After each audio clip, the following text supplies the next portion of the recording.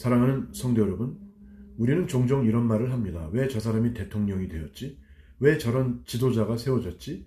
저 사람은 자격도 없어 보이는데. 사람들은 지도자를 좋아하기도 하고 싫어하기도 합니다. 정치 성향도 다르고 생각도 다릅니다. 그런데 성경은 아주 놀라운 말씀을 합니다.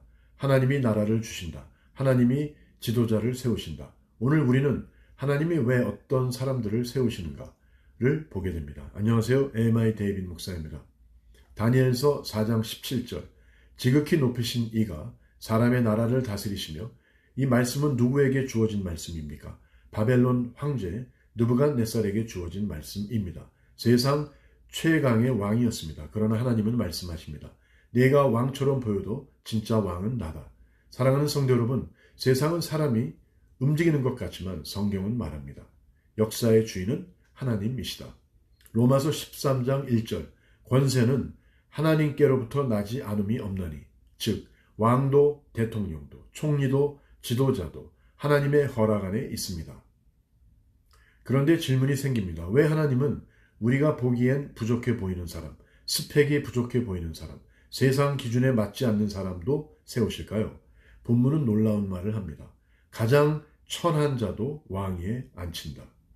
여기서 천한 자는 세상 기준으로 볼 때 별 볼 일 없어 보이는 사람, 약해 보이는 사람, 자격 없어 보이는 사람입니다.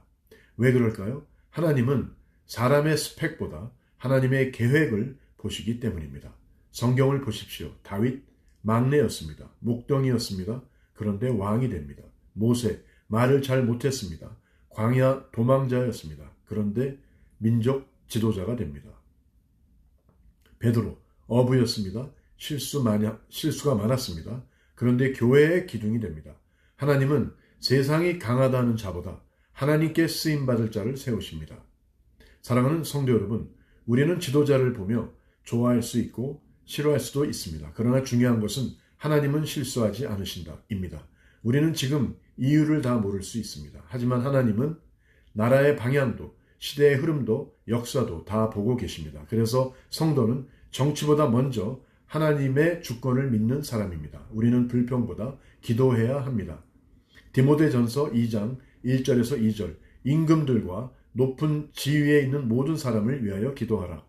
세상은 강한 왕을 찾습니다. 그러나 하나님은 마을 구유에서 태어난 한 아기를 보내셨습니다. 예수 그리스도. 세상 기준으로는 가장 약해 보이셨습니다. 왕궁이 아니라 마구간, 권력이 아니라 십자가였습니다. 그런데 하나님은 가장 낮아지신 예수님을 통해 세상을 구원하셨습니다. 하나님은 오늘도 사람 기준이 아니라 하나님의 계획으로 일하십니다. 사랑하는 성도 여러분, 우리가 이해하지 못해도 하나님은 여전히 역사를 다스리십니다.